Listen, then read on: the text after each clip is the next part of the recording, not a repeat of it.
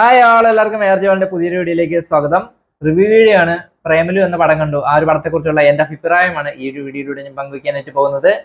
Cinema സംവിധാനം ചെയ്തിരിക്കുന്നത് ഗിരീഷ് ഏടിയാണ്. അദ്ദേഹത്തിന്റെ മുൻപത്തെ സിനിമകൾ സൂപ്പർ ശരണ്യ, അത് കണക്ക് തണ്ണീർമത്തൻ ജനങ്ങൾ, ഈ രണ്ട് സിനിമകളും യുവാക്കളെ കൂടുതലായിട്ട് തിയേറ്ററിലേക്ക് എത്തിച്ച സിനിമകളായിരുന്നു. ഓക്കെ, അത് യുവാക്കളെ കൂടുതലായിട്ട് എത്തിക്കാനായിട്ടുള്ള അത്തരത്തിലുള്ള ചേരുവകളൊക്കെ ചേർത്തിട്ടാണ് അദ്ദേഹം സിനിമ ചെയ്തിട്ടുള്ളത് ഇതുവരേക്കും. അപ്പൊ അതേ രീതിയിൽ അതേ ഫോർമാറ്റിലും ഫോർമുലയിലേക്ക് വരുന്ന ഒരു സിനിമയാണ് പ്രേമലു എന്ന് പറയുന്ന പടം. മൊത്തത്തിൽ ഒരു ഫൺ റൈഡായിരുന്നു പടം.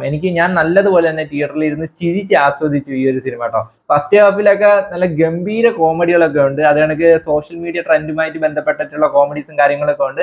പിന്നെ ലവ് ഫെയിലിയർ ആയിട്ടുള്ളവരും ലവ് ചെയ്യുന്നവരും വൺ സൈഡ് ലവ് ഉള്ളവർക്കും ഒക്കെ ഉള്ള ഒരു നൊസ്റ്റാൾജിക് പാക്കേജ് അരച്ച് കലക്കി ഈ ഒരു സിനിമയ്ക്കകത്ത് ചെയ്തു വെച്ചിട്ടുണ്ട്. എന്നിരുന്നാൽ പോലും അതൊക്കെ വളരെ കൺവിൻസിങ് ആയിട്ടുള്ള ഒരു രീതിയിലാണ് ഈ ഒരു സിനിമയ്ക്കകത്ത് ചെയ്തു വെച്ചിട്ടുള്ളത്. നല്ല എൻഗേജിങ് ആയിട്ടും ത്രൂ ഔട്ട് നല്ല ഒരു ഫൺ മൂഡ് കൊണ്ടുപോകുന്നുണ്ട് ഈ ഒരു സിനിമ.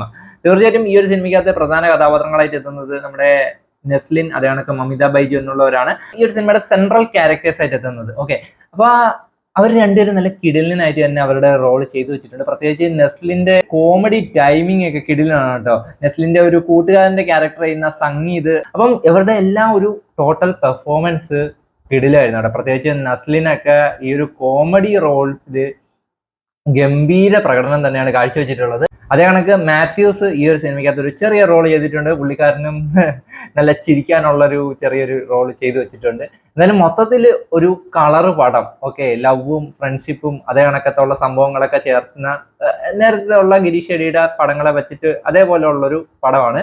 മൊത്തത്തിൽ ഹ്യൂമറാണ് കേട്ടോ. ചിരിക്കാൻ ഫസ്റ്റ് ഹാഫിൽ നിറയെ ചിരിക്കാനായിട്ടുണ്ട്.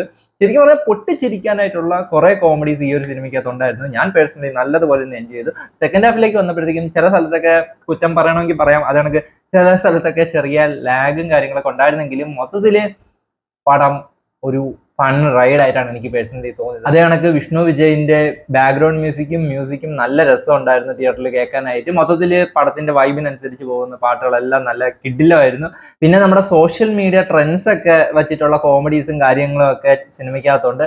അതേ കണക്ക് ഹൃദയം, തട്ടത്തിന്മറയത്ത്, പ്രേമം, ഈ മൂന്ന് സിനിമകളും ഇടയ്ക്കൊക്കെ നമുക്ക് ഓർമ്മ വരുമെങ്കിലും അതൊക്കെ നല്ല കൺവിൻസിങ് ആയിട്ടുള്ള രീതിയിൽ തന്നെ അവതരിപ്പിച്ച് വച്ചിട്ടുണ്ട് ഈ ഒരു സിനിമയ്ക്കകത്ത്. എന്തായാലും ടോട്ടലി ഒരു ഫൺ പാക്കേജ് ആയിരുന്നു എന്നെ സംബന്ധിച്ചിടത്തോളം പ്രേമലു എന്ന് പറയുന്ന പടം. എനിക്ക് ഇഷ്ടപ്പെട്ടു, നല്ല പടം.